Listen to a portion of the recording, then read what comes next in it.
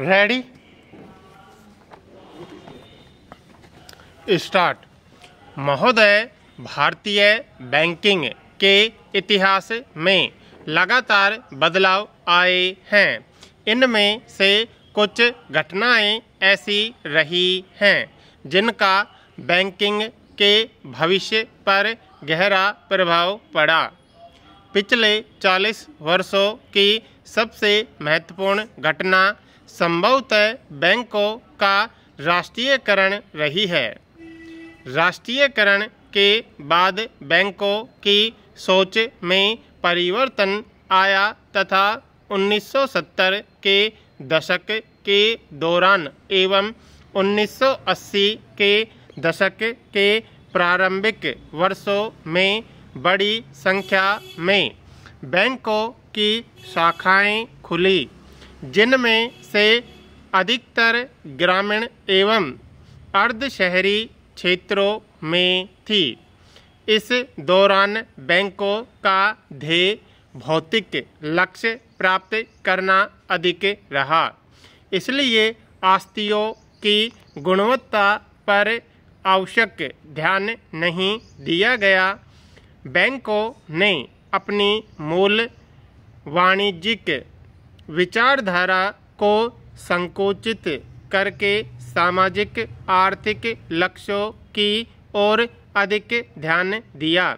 अपनी सामाजिक आर्थिक छवि को बनाए रखने में तथा लक्ष्यों को प्राप्त करने की दौड़ में बैंकों की आंतरिक नियंत्रण प्रणाली कमजोर पड़ती गई।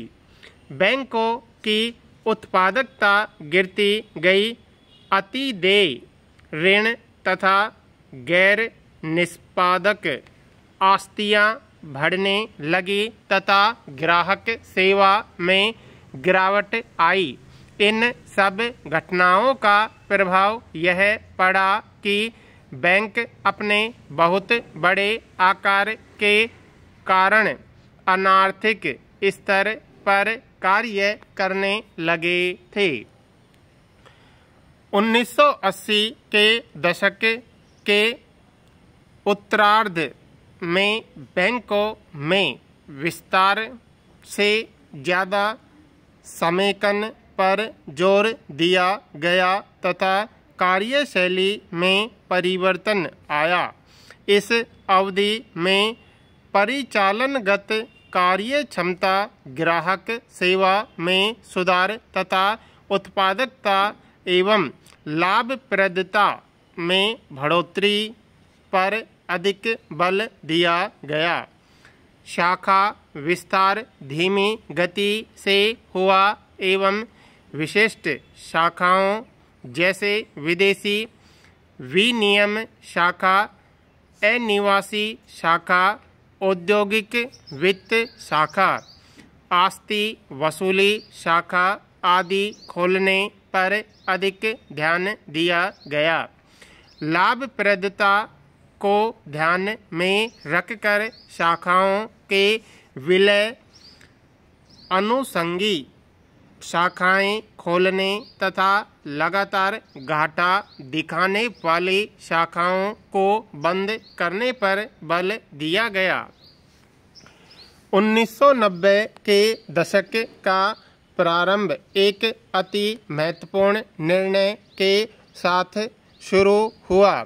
भारतीय रिजर्व बैंक ने बैंकों की कार्यप्रणाली के बारे में नरसिंहम समिति का गठन किया। इस समिति ने बैंकों की संरचना को अंतर्राष्ट्रीय मानदंडों के विस्तार पर लाने के लिए व्यापक सिफारिशें की।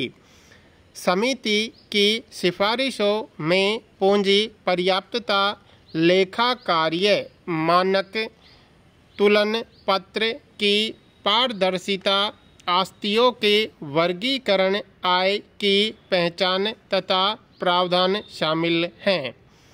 समिति ने लेखा कार्य मानक एवं आस्तियों के वर्गीकरण तथा प्रावधान के बारे में दिशा निर्देश दिए हैं।